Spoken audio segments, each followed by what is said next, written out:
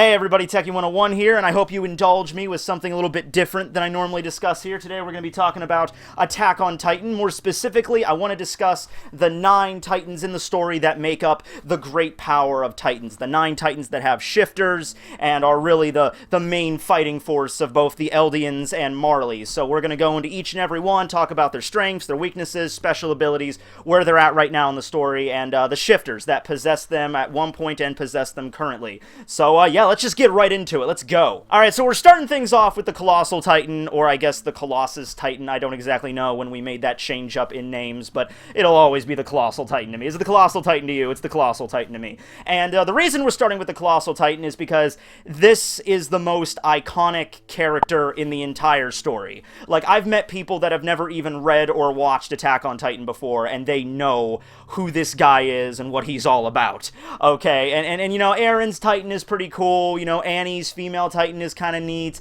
The Beast Titan is always really awesome to see. But when it comes down to just iconic Titans, it's the Colossal Titan all the way. Giant, huge thing that's covered in muscle tissue, exerting steam. I mean, you know what it's all about. Right, so the Colossal Titan, as the name implies, is a 60-meter class Titan, which for the longest time in the story was the largest Titan that was in existence up until Rod Reese went into his pure Titan form, which ended up being actually twice the size of the Colossal Titan at actually 120 meters tall. So, yeah, ever since then it's been passed up. But the Colossal Titan is still a force to be reckoned with, you know, considering the thing could literally just step on you and you would die. On top of that, it also has steam manipulation, being able to exert tremendous amounts of steam and heat from its body. However, due to its size, it is very slow moving, so speed is not exactly its strong suit. Neither is stamina or endurance. Whoever is the shifter of this Titan cannot maintain the form for a very long, drawn-out battle. The longer that it maintains the form, the muscle tissue will begin to wither away until eventually it's nothing more than bones.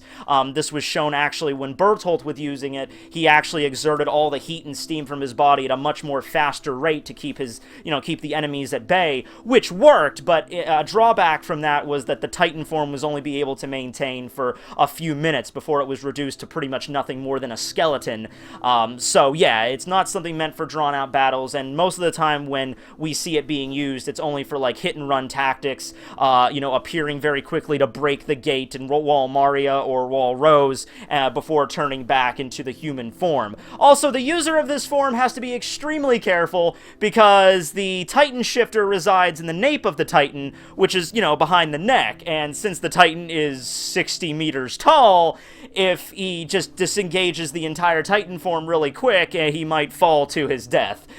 So, with the 3D maneuvering equipment, it's not really that big of a deal, but if you don't have that, you have to be extremely careful on how you turn back into a human while in this Titan form.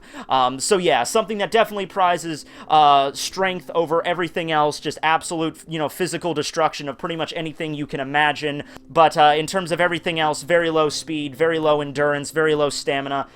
Defense, I mean, just the sheer size of this thing means that it pretty much has a pretty good defense, like cannon fire is not going to be able to take it down, and with the steam, it kind of exerts like a perimeter around it. You really can't get close to the thing, even with the 3D maneuvering gear. Aaron latched onto the thing itself and began to try to go for its nape, but it could just shoot out a jet of steam to knock the enemy away. So defense is pretty okay, but just a sheer destructive mechanism. And Marley stated that when they were talking about all the different Titans they had under their employ, they basically viewed the Colossal Titan as a god of destruction. Anybody that sees this thing coming, will be praying to whatever god they have, stick your head between your legs, kiss your ass goodbye. This thing is going to stomp on your entire town and kill you. The former holder of the Colossal Titan was Bertolt Hoover. Ever since his passing, he was actually consumed by Armin Artlet, and now he is the new possessor of the Colossal Titan. We've actually not seen his Colossal Titan in action in like a straight up fight. The only time we've seen it is him guarding the perimeter of Paradise Island along with Aaron's Attack Titan. So it looks a little bit more emaciated than Bertolt's did, so it has a very distinct design as opposed to, the very iconic Colossal Titan, Bertolt's Colossal Titan that we have come all to know and love throughout the story. But still, it actually looks more menacing in my opinion. It looks much more terrifying to fight this thing rather than Bertolt's, just in terms of like a visual aesthetic. So, yeah, I hope to see more of it in the future, definitely. Right next, we have the Armored Titan, which is a 15-meter class Titan. This Titan, as the name implies, boasts defense above everything else. The entire Titan is covered in a very hard shell armor, which is not impossible to break, but using most conventional methods like swords or standard cannons or gunfire, it's not even going to dent this thing. It wasn't even possible to hurt this thing up until the Thunder Spears were invented as basically a direct opposition to the Armored Titan's existence, trying to come up with a weapon that could directly pierce its armor, and then later on, a warring nation from Marley was able to actually create weaponry, anti-Titan shells that were able to dent this thing. So it's not invulnerable, but out of all of the main 9 Titans you have, this one certainly has the highest defense, and also a strong defense is a good offense as well. This thing is pretty strong in terms of a fist fight. Hardening its armor to its highest degree allows him to just basically like charge right through gates and houses and cobbling and stone, and it can just crush rocks with a fist. It's not really that big of a concern for this thing. The drawback to this is it's really not the most fast Titan. In terms of stamina, endurance, as long as the shifter can stay in this form, it seems to be about average, like middle of the road there, but it was not something that was really designed for, sprinting or evasion, escaping Titans. We've seen this multiple times in the story where this thing cannot really manage to outrun an entire swarm of Titans or a gaggle. What is the plural use of Titan? I don't ever got that. I'm just gonna say gaggle because that's just fun. There's a gaggle of Titans coming at me. Oh god, we're all gonna die. The only owner that we know of so far is Reiner Braun. However, it's stated that Falco is attempting to try to get the powers of the Armored Titan after Reiner's term is up, and Reiner has another 4 years remaining in his state as the Armored Titan until he has to pass it on. But for right now, it seems like either Falco or Gabe are the ones that kind of want this power, so we'll see where that goes from here. Reiner's kind of in an emotional moment at the moment, so yeah, I don't know exactly how that's going to go down. Although, in the most recent chapter, you had a moment where Eren transformed in his Titan form right in front of Reiner, and it leveled a building, so Reiner's probably going to have to go into his Armored Titan form in order to survive that damage, and so it's very likely we might actually see it in the next chapter as the war begins proper, and we might have a little bit of a fight there between Eren's Attack Titan and Reiner's Armored Titan once again. So yeah, it's a pretty solid Titan. Get it? Solid Titan, because yeah, okay, moving on. Beast Titan! Oh, I love you. I love everything about you. I love your size, I love your abilities, I love your shifter. Man, you know where it's at. I loved when this guy first showed up. I was not a big fan. I watched the first season of Attack on Titan. I liked it. And I was kind of scattershot with the manga afterwards. But let me tell you, when this guy showed up, I was like, who is he? What is he? What is this thing? Because the Beast Titan really was, one of the first glimmers that there was something much bigger beyond the Titans just being these mindless things that exist in this area trying to kill humans. All these mysteries appeared when the Beast Titan arose, like Titans showing up out of nowhere, Titans being able to move at night, Titans being able to be controlled, the ability that the Beast Titan has, which is speech. Not all of the 9 Titans are even gifted with this ability, just basic ability to talk while in your Titan form, but the Beast Titan does have this power, possibly because it's based off of it has primate aspects to it, it's kind of a beast, kind of like a monkey or an orangutan or something. I think Ymir even called it a red ape at one point, so the fact that it has more primate capabilities, maybe that's why it speech is much easier to it, despite the fact that all Titans look like humans, which are also primates. Whatever, I'm just going along with it. The Beast Titan is pretty big. It's 17 meters tall, so much bigger than the average size of the Titans in the 9.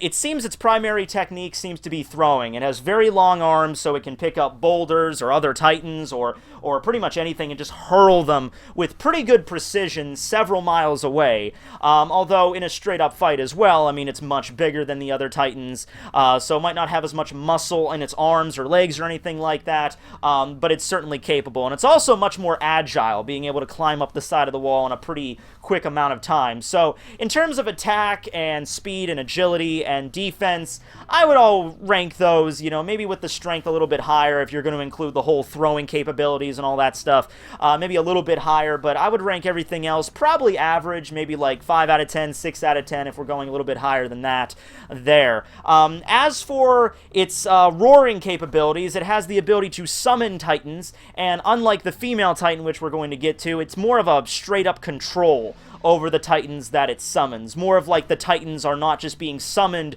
by its roar, they're actually like physically afraid of the presence of the Beast Titan. So you have moments where the Beast Titan will say, hey, stop attacking, or go over there, or do this, and the Titans will definitely listen until it gives an order otherwise. So in that situation, it's very useful to summon. It doesn't even really need to get into a straight-up battle itself, really. It just needs to summon other Titans and, be very tactical and everything. I guess depends on how clever the shifter is. Although, it might be only because of who the shifter is that these abilities even exist. The ability to control other Titans and summon them to as well, and also turn people into Titans. Yeah, that's something else. If you take the spinal fluid out of the Beast Titan and inject it into normal Eldians, then he can literally control their ability to transform into Titans just by his own roar. And it doesn't even need to be into Titan form to do this. Okay, we had a bunch of Eldians getting dropped out of a freaking plane with the serum in them, and then all the Zeke Yeager had to do, the shifter of the Beast Titan, was just to kind of shout in his human guise, and that was enough to turn these things into, Titans midair as they're falling on an enemy base. So, yeah. However, these abilities might not exist at all to a normal person controlling it, just a normal Eldian, because Zeke Yeager does actually have the blood of royalty in his veins. His mother was a member of the royal family. So that might explain why he was having these abilities, and I think it was even mentioned that the other former users of the Beast Titan never had these kind of abilities that he was. And so, yeah, Zeke Yeager, the half-brother of Eren, the son of Grisha, is currently the holder of this Titan. However, he's had it for about 12 and a half years now, so his term will be ending very soon, and Colt is the next in line to inherit the power, although Zeke was a little bit dubious as to whether or not Colt would be able to inherit every single power from the Beast Titan, given the fact that he does not have royal blood as Zeke does. So we'll see how that goes now, but it's more of like a desperate attempt, because Zeke knows that his term is ending very shortly, so I think we're gonna, have a lot of action with the Beast Titan coming up in the war, just because he knows his time is running out, and he knows he has to try to end it as quick as possible. Very smart dude, very clever in form of battle. He even managed to, fight the Armor Titan into, like, a point where the armor was shattered and broken on the ground, and of course the strength and stamina and agility have something to play with that with the Beast Titan, but I think a lot of that has to do with Zeke's own battle strategies, his personality, his martial arts skills were just, and also his battle experience just in general was far more superior to Reiner in that instance. It wasn't just all the Beast Titan's power on how he was able to beat Reiner into submission there. So, yeah, I love the Beast Titan, love everything about the Beast Titan. I hope we get to see more Beast Titan. Next up is the female Titan, which, as the name implies, it's the only female Titan shown so far in the story. You see some Titans that have an abnormal appearance. Some of them look a little bit more androgynous than others, but in terms of just like an actual anatomy, they all appear to, lack breasts or anything like that. The female Titan has some going on, the longer hair, and of course Titans don't have genitals or anything like that, but, female Titan, which I would assume actually probably means more about the person that has to receive the Titan power. Given the fact that the Titan is literally called just the female Titan, you probably couldn't give that ability to a male. So that's probably why, like, only females were able to receive this power. The female Titan is basically like a jack of all trades, having abilities that other Titans share, but just kind of has everything thrown into single pot. It has decent speed, decent stamina, decent endurance, can maintain the form for a decent amount of time. Strength is good. Hardening capabilities, which seems to be something that at least Ani's female Titan was gifted at, using the armor of the Titan to block attacks and also to imprison imprison the shifter in it if that's necessary. Other Titans we've seen capable of using the hardening ability, not just Annie's, but Annie seemed to be the one that's the most adept at it anyway. The only shifter that we've known so far to use the female Titan is Annie Leonhardt. It's a 14-meter class Titan that was also the subject for much debate when we first saw her. In fact, I think the female Titan might have been the thing that queued a lot of people up to see what was going on here, because it was a female Titan that looked a lot like Annie, you know, with the Birdholt resembling the Colossal Titan, and not so much. Reiner has basically the same hairstyle when he's in his Titan form, so I think that queued a few people up. But then the female Titan shows up, and it's like, oh, okay, yeah, this is totally Annie. It looks like Annie, it smells like Annie, it fights like it's Annie, isn't it? And then I think that's what got a lot of people thinking on what was really going on here with, you know, the Titan shifters and everything like that. There's more out there than just Aaron, of course. One more thing about it is it also has the ability, the same ability kind of the Beast Titan has, just kind of on a less, you know, evolved level, to summon other Titans with its roar. However, it's not the same thing as the Beast Titan, where the Beast Titan was able to summon Titans and also manipulate and control Titans, like, hey, get over here, and you go over there and do that. No, the female Titan can't actually coordinate or do anything like that. She can just summon them. So, and it's actually a detriment to herself as well, because if she roars and summons a bunch of Titans to her location, then they're going to attack the female Titan as well, you know, indiscriminately. So you got to be very careful when using that ability. And Annie's able to maintain it for a decent amount of time. The original plan when the group were arriving at Paradise Island to try to get to the wall, you know, they arrive at the shore of Paradise, they have to run across pretty much the entire length of the island to get to the wall. The original plan was to switch out between the Jaw Titan carrying the group and the female Titan carrying the group, and of course, well, we all know what happened with the Jaw Titan, but it was Annie that basically had to carry the group for most of the way, implying that out of the Armored Titan, Colossal Titan, and the female Titan was the one that had the highest speed and stamina stats, as well as could remain in that form for, you know, the longest period of time. So that was also a very crucial thing there. But yeah, Jack of all trades, master of none, basically that sums up the female Titan. And we haven't seen the female Titan in forever. Ever since the battle in Walshina, we've had her, you know, Annie imprisoned in the crystal. That was why Zeke and Reiner got in that fight, because Reiner wanted to go and rescue Annie before they headed back to Paradise, and you know, Zeke was like, all right, well, fight me. If you win, then we'll go after her. If I win, we stay here and wait for them in Shiganshina. And Reiner ended up losing, so that's how that goes. But I'm sure Annie is she's still alive, and we might have actually, it's been 4 years, so they might have had a method to break the crystal since then, and we don't know whose side she's on. We don't know what's going on there. We don't know if her Titan was absorbed by somebody else.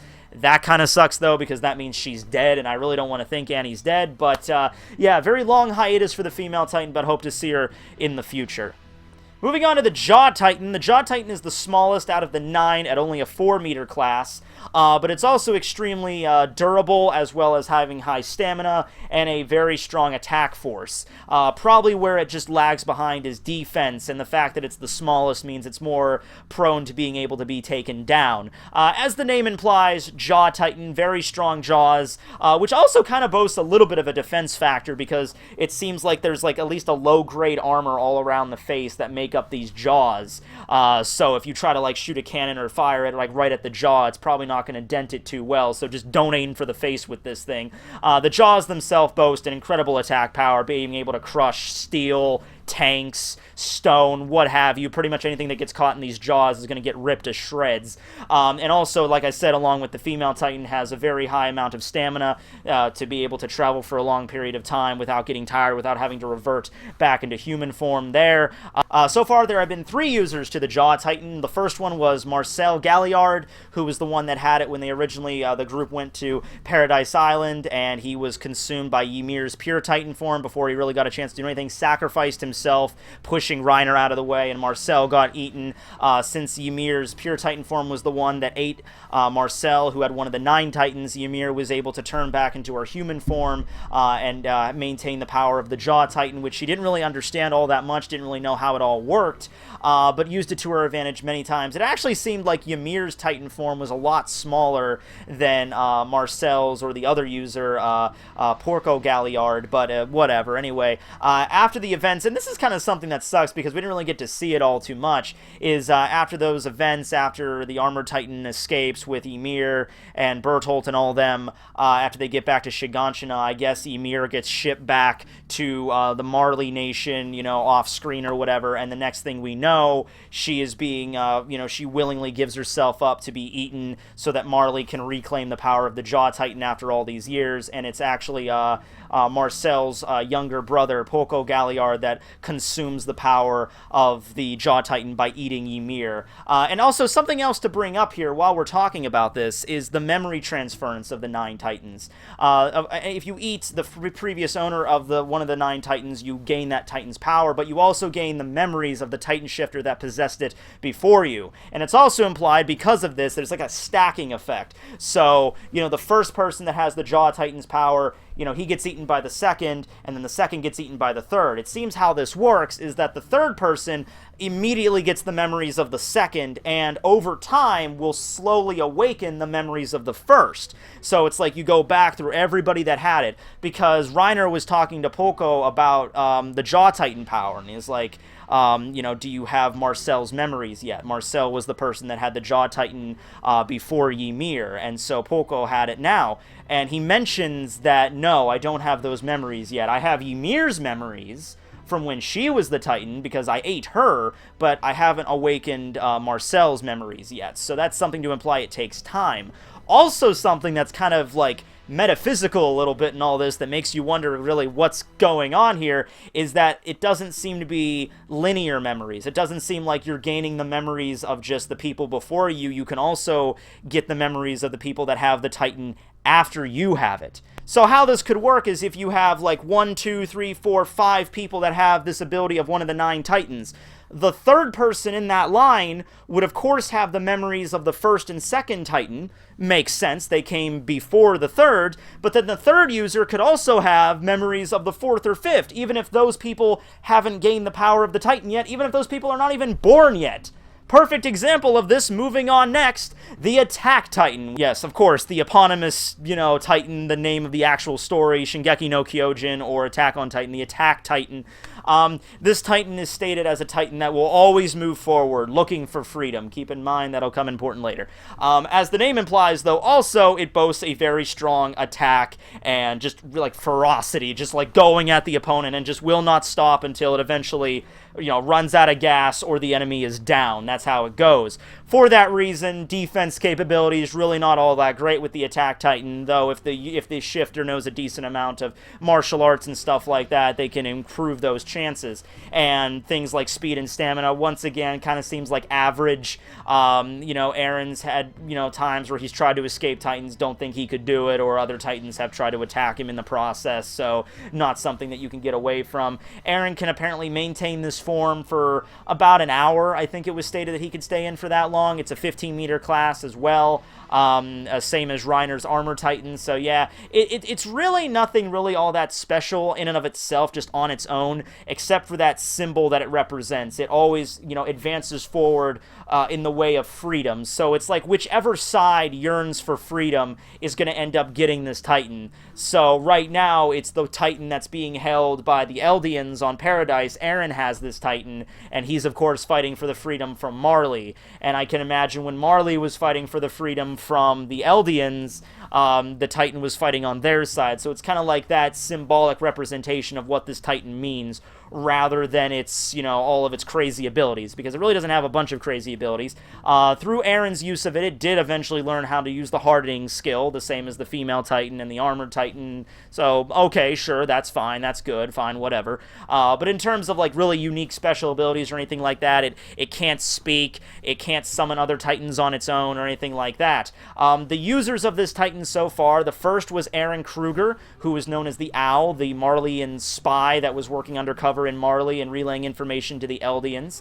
And then after that, he passed on his ability after his term was over to Grisha Yeager when he arrived on Paradise, entrusting him with that mission, receiving all of his memories after Grisha consumed him, knowing what he must do now. And then after Grisha's term was almost over and after the attack on Wall Maria, he passes this ability down to his son, which Eren actually consumes his own father and gains the power of the Attack Titan along with something else that we're going to get here. But I just want to bring it up again because it's something that just boggles my mind. It's something you really got to pay attention to, is that when Eren Kruger had the ability of the Attack Titan and he was speaking to Grisha, he was recalling, you know, everything that you have to fight for, Grisha, everything that you have to do it for, you know, and do it for Mikasa and do it for Armin. And Grisha's like, Mikasa, Armin, who are you talking about? Who are those people? Those were Eren Yeager's memories. Those were Grisha's unborn son's memories when he becomes a Titan, like 14 years from when you were having this conversation. Eren is a sperm cell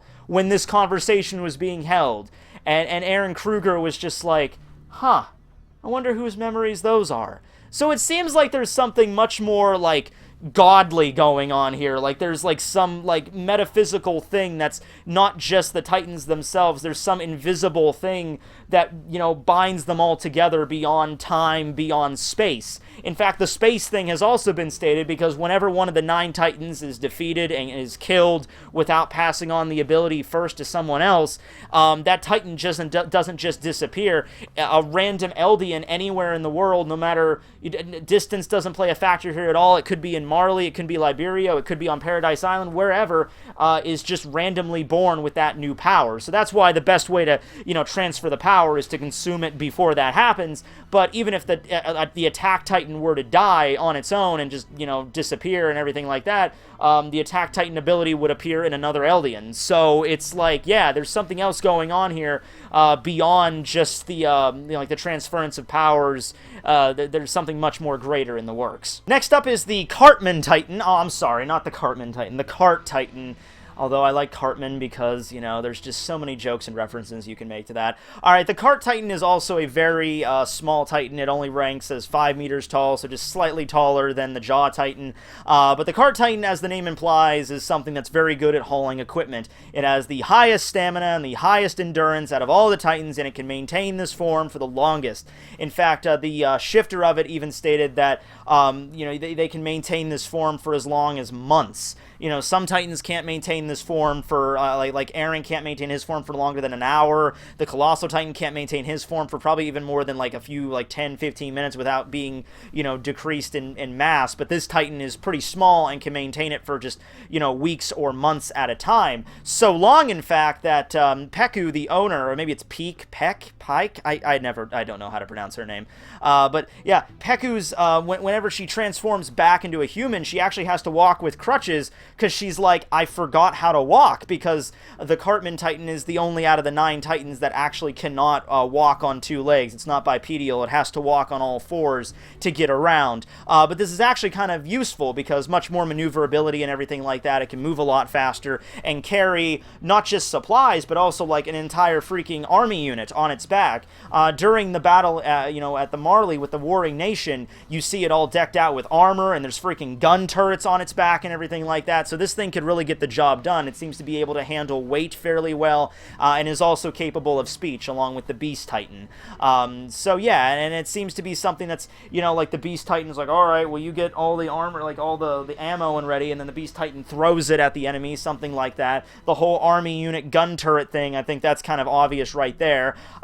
So yeah, in terms of those straight up just attack strength itself, and defense as well, that stuff is probably very low for this Titan, especially considering its size and all that, and the fact that it can't really use its arms or legs in a fight. It would really have to rely, I mean, if having no armor or weapons on it, it would have to resort to just attacking with its mouth, and just hoping for the best, I guess. But yeah, that's why you have to deck it out with all this protective gear and armor and everything to actually be a force so it doesn't get taken down. But other than that, it's something that's much more of a support Titan for other units or other Titans to take advantage of. So yeah, very interesting. And the only shifter so far is Peku. Next up, we're going to be talking about the Founding Titan, and as the name implies, it, you know, is the strongest out of all of them, or it has the greatest power out of all of them, the power to command all Titans.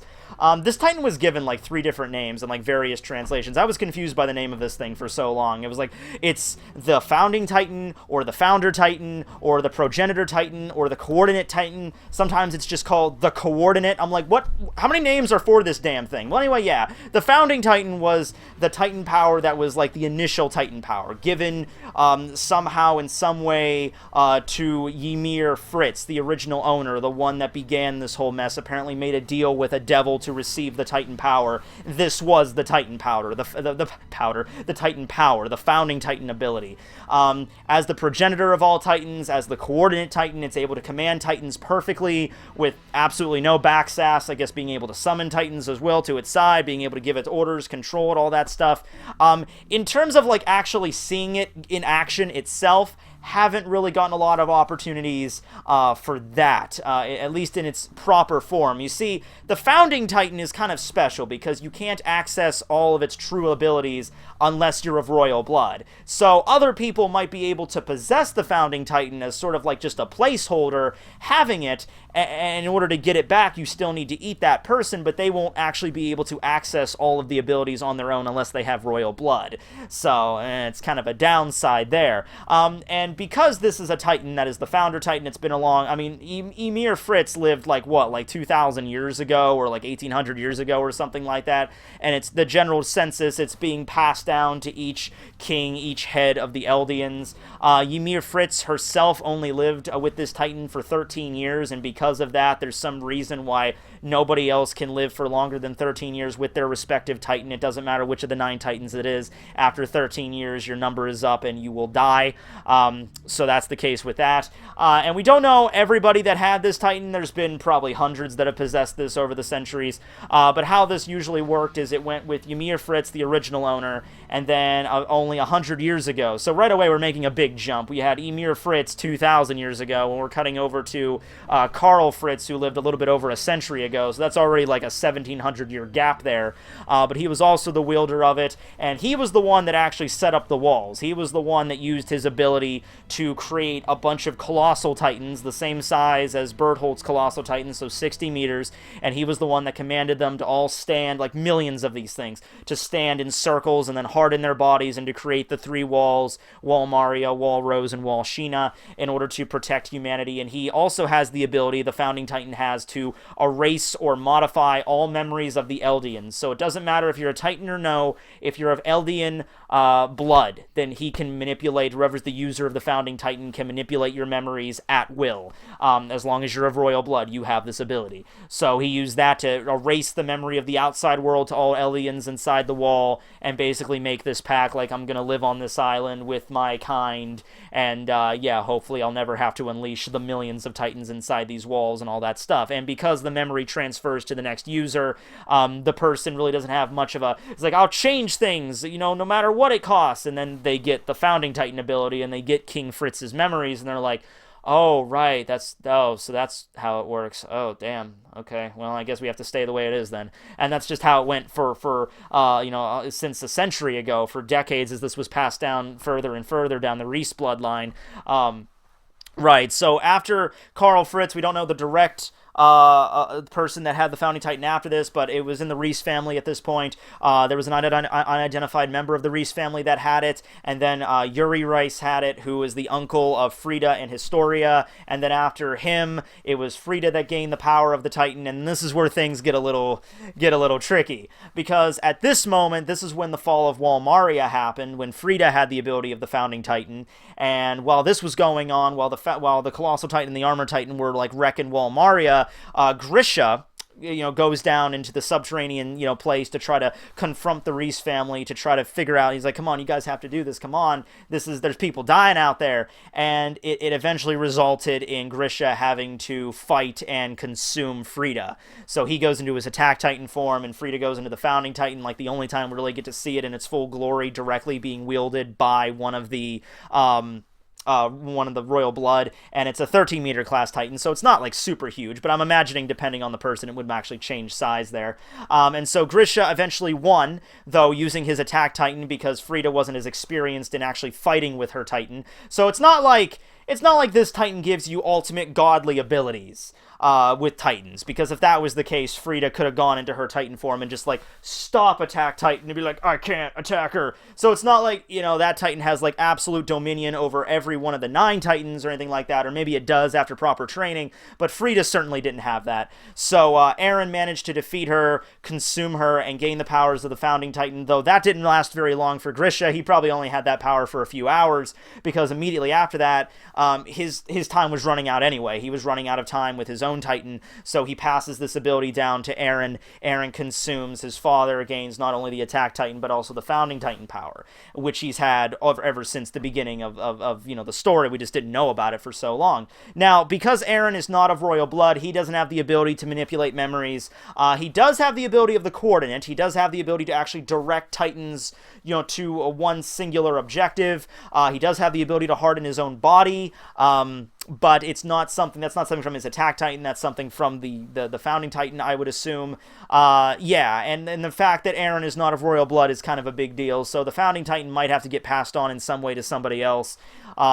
You know, and also something else a little tricky about it from what we've noticed is, however, even though he can't directly use the Founding Titan's abilities, if he's ever in direct physical contact with somebody of royal blood, he is able to access those abilities. When he was holding Historia's hand, who's of royal blood, he was actually able to access some memories that he wasn't able to do before.